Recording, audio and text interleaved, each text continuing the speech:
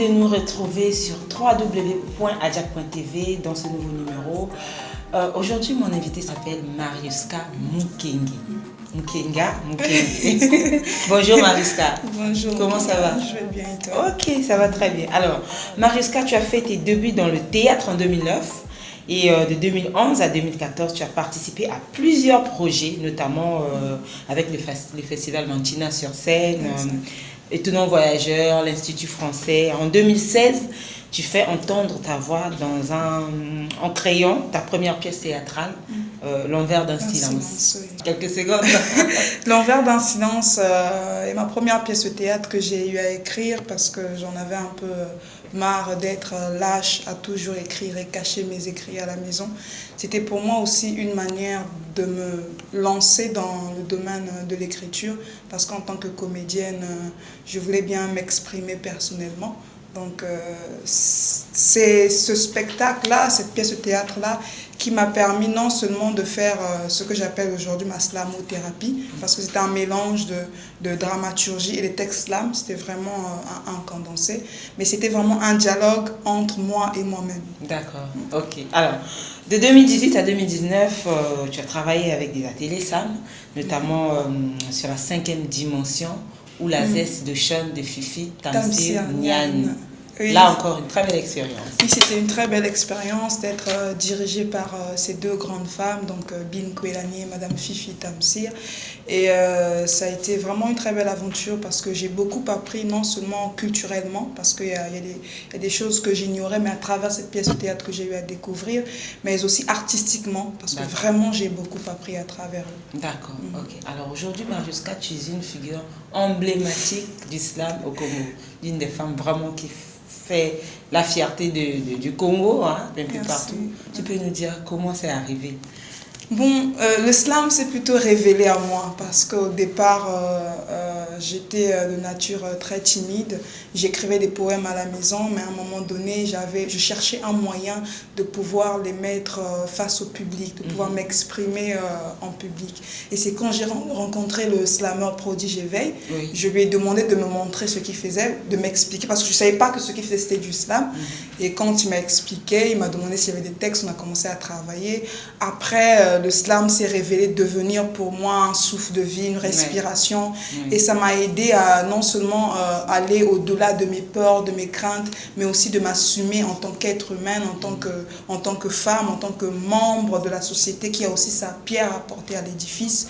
Ce qui fait que, voilà, comme je dis souvent, quand on touche au slam pour la première fois, on en devient accro, on en devient amoureux. Justement, tu es animatrice d'un atelier de slam que tu coordonnes également, Slamunité, exactement, qui est soutenu par l'Union européenne, l'Institut français. Et alors, quelle aptitude faut-il avoir au final pour être un ou une bonne slameuse? Déjà, il faut être sincère envers soi-même, aimer les mots, aimer la poésie tout court et vouloir s'y mettre, parce qu'aujourd'hui, c'est vrai que tout le monde ne peut pas devenir slammer ou slameuse, mais tout le monde peut s'exprimer. Et justement, dans le cadre du projet Slamunité, on donne la parole aux personnes qui ont vécu des situations compliquées. Donc les jeunes qui se retrouvent dans des situations où ils ne peuvent pas facilement s'exprimer.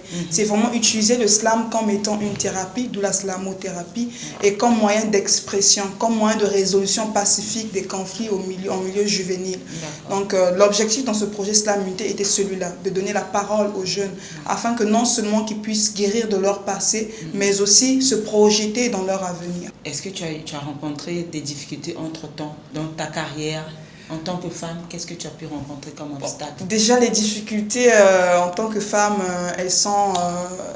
nous avons presque les mêmes difficultés, mais après c'est aussi le fait que le slam n'est pas un art très répandu comme la rumba, comme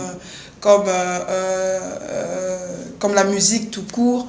Et à un moment donné, j'étais confrontée à la situation de devoir parler d'abord de mon art, chercher à convaincre d'abord avant que les gens cherchent à accepter le projet.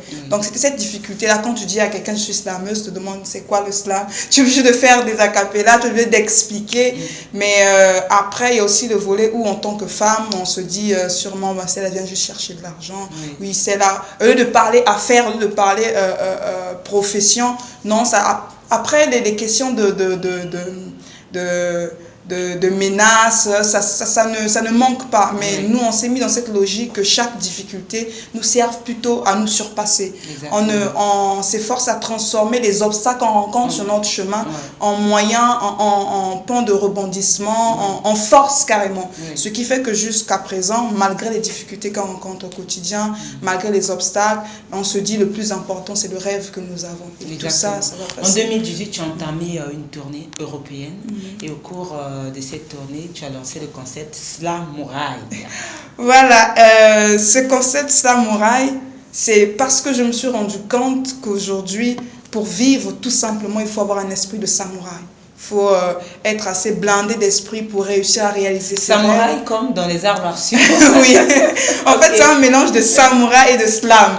Donc avoir un slammer qui a un esprit de samouraï. Et j'ai fini par enregistrer un maxi single qui a été produit par Steve Mav, qui est aussi un artiste.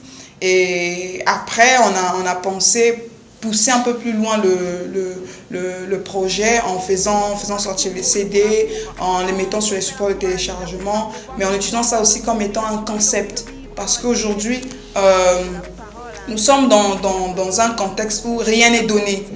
Pour avoir quelque chose, il faut se battre. Alors on se focalise sur cet esprit de samouraï pour pouvoir pousser un peu plus loin nos projets. Alors, Mariuska, tu es titulaire d'une maîtrise en droit privé. On peut dire que ton rêve premier, c'était pas de devenir slameuse.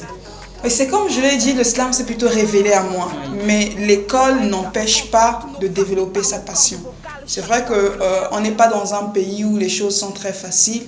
Mais je dis toujours qu'à force de vouloir des choses, qu'à force de crier son amour pour sa vie, pour réaliser ses rêves, les choses finissent par s'arranger. Les études, moi, me permettent aujourd'hui de ne pas me laisser manipuler dans les affaires, dans les relations professionnelles, parce que je m'y connais en matière de contrat, comment rédiger, et tout ça, c'est l'école qui m'a permis de connaître ça. Exactement. Et le droit, je suis allée faire le droit parce que je voulais bien défendre la cause des opprimés. Moi, j'allais plutôt faire le droit, c'est dans ce sens-là. Mais après, je fais presque la même chose aussi dans l'art. Quand je deviens la voix des sans-voix, quand je parle au nom des autres, c'est toujours mon rêve qui est en train d'être réalisé, mais sur plusieurs facettes. Ton dernier titre s'appelle Cimetière hydraulique. Oui. Pourquoi cimetière hydraulique? Cimetière hydraulique parce qu'aujourd'hui, je me suis rendu compte que cette mer Méditerranée, qui hier a vu le colon arriver, que c'est par l'océan encore que les Africains sont partis aux États-Unis, c'est cette même Méditerranée qui voit nos frères, nos sœurs partir en Europe parce qu'au continent tout va mal, parce qu'au continent ils n'arrivent pas à réaliser leurs rêves. Alors moi je prends cette mer Méditerranée là comme étant le cimetière de nos espoirs, parce que ce sont les intellectuels, c'est une fuite ce sont les intellectuels qui y vont et le continent est en train de se vider. Ce même cimetière hydraulique là qui hier a vu partir nos hommes vaillants, qui hier a vu le colon arriver, c'est ce même cimetière hydraulique aujourd'hui qui voit ce continent se vider. Alors qu'en réalité, comme j'ai l'habitude de le dire, le monde est africain, parce que les Africains sont partout dans le monde. Et moi, je suis pour... je prône à ce que les humains s'acceptent mutuellement. Les histoires des frontières, moi je trouve que c'est la plus grosse bêtise humaine. Parce que l'homme par nature est un être nomade. On a toujours envie d'aller ailleurs, on a toujours envie de découvrir. Mais vouloir freiner les autres parce qu'on n'a pas le passeport qu'il faut, moi je trouve que c'est la plus grosse bêtise humaine. Parce qu'aujourd'hui, pourquoi est-ce que nous les Africains, lorsqu'on va à l'extérieur, on nous dit que nous sommes des immigrés, et quand c'est eux qui viennent ici, on parle d'expatriés? Vraiment, on est dans un jeu de mots. Parce qu'on le veut ou pas, c'est un déplacement. On va d'un point A à un point B parce qu'on veut soit réaliser son rêve, soit parce qu'on pense qu'il y a mieux ailleurs. Mais vraiment, dans ce titre-là, c'est pour montrer que malgré nos différences, nous sommes des humains. Nous avons la terre en partage, nous avons le monde en partage. Et pourquoi s'entretuer? Pourquoi vouloir se faire du mal alors que, qu'on le veuille ou pas, nous sommes les habitants de la Terre. Il n'y a pas une autre personne qui va se dire qu'il a le monopole de la vie sur Terre. Il n'y a vraiment pas de mots pour expliquer ça lorsqu'on est sur scène, lorsqu'on parle au public, lorsque tu vois les gens sont venus pour t'écouter. Ce sont des instants de vie qui rendent la vie très exceptionnelle. Et voir que déjà, je vais représenter mon Congo, mon pays, au marché des arts et du spectacle d'Abidjan, voir le nombre des artistes qui sont invités et vraiment pas les moindres, c'est à la fois un plaisir et aussi, je dirais, une lourde charge. Lourde charge parce qu'on n'a pas le droit de faire honte au pays, lourde charge parce qu'on pratique un art qui est tellement beau, tellement récent aussi, qu'on a tout intérêt à faire plaisir au public. Alors, on est presque arrivé à la fin. C'est quoi ton mot de la fin? Mon mot de la fin, c'est juste dire à ces gens qui nous suivent, à ces gens qui suivent Adiac, de continuer de soutenir des initiatives locales. Parce qu'aujourd'hui, je pense qu'il n'y a aucun pays dans le monde où le bonheur se cueille sur un arbre. Et si on veut que les choses avancent, c'est ensemble qu'on peut avancer. Un seul doigt ne peut pas nettoyer tout un visage. Donc nous, ce qu'on demande au public, c'est seulement de nous soutenir via les réseaux sociaux, de nous soutenir quand on dit qu'on a des spectacles, de venir nous soutenir, de venir participer à nos événements. C'est tout ce qu'on peut demander à ce public. Et vive l'art, vive l'Afrique. Vive Marius Casse. Ok, très bien. Queen Nefertiti, je viens ouvrir les portes des pyramides pour rendre à Césaire ce qu'ils ont donné à César, arracher à Pythagore ce qui revient à Senghor. Car ce que leur histoire ne dit pas, c'est que la connaissance est née en Afrique, sanctuaire de leurs théorèmes sous nos hiéroglyphes.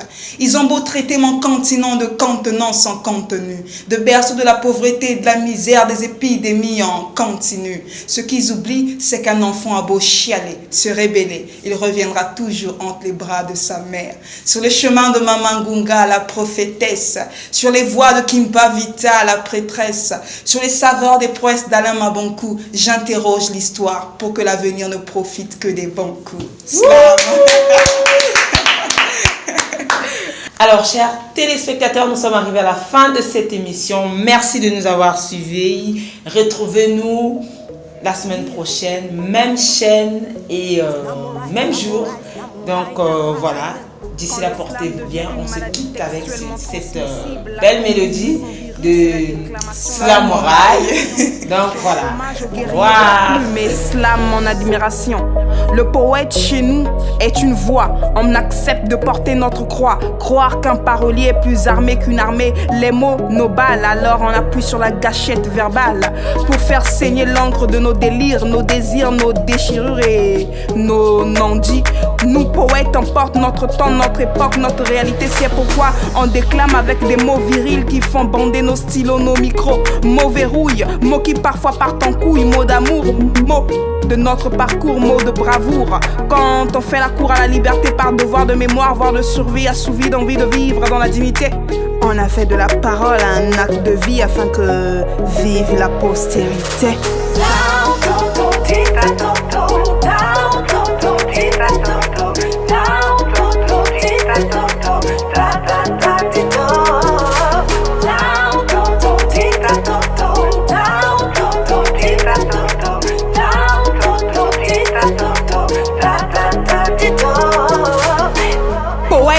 On porte nos fardeaux par nos cordes vocales chaque fois que le verbe heurte l'interdit.